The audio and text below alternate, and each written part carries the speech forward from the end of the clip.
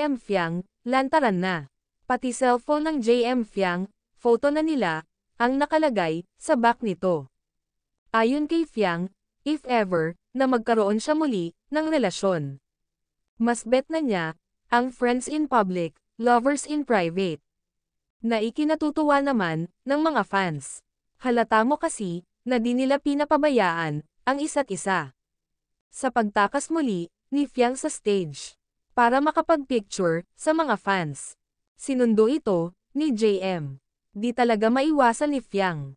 Napagbigyan sana ang mga fans. Chini-cheer din ni Fiang si JM.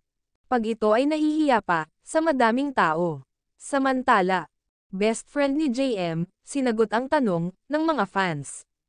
Ano ba ang pag-intindi nito at pagkakaiba ng hinahangaan at pinapahalagahan? Ayon sa best friend ni JM, hinahangaan, it means, ina-admire mo lang siya.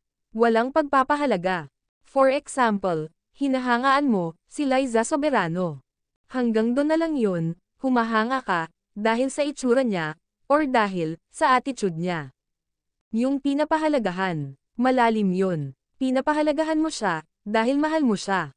For example, pinapahalagahan mo ang mommy mo, dahil mahal mo siya. Hinahangaan at pinapahalagahan ay magkaiba. Very deep ang pinapahalagahan.